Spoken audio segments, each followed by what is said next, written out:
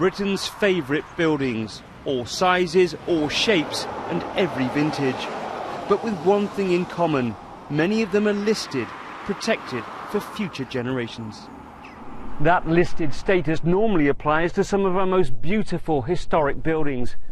But now there's this, hardly the most attractive structure in the world, but granted Grade 2 star listed status, one of the highest categories.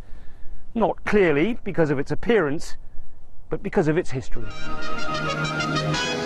The horizontal shelter slides back to reveal Thor, an intermediate-range missile. In the 1950s and 60s, the atomic age had arrived in the British landscape.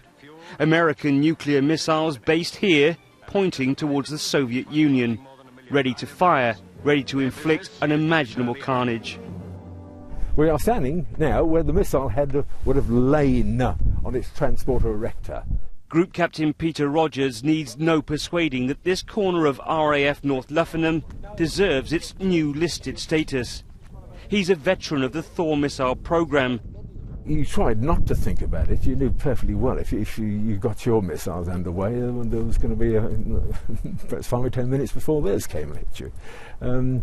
So you didn't plan too much on what to do after you'd lit the blue touch paper.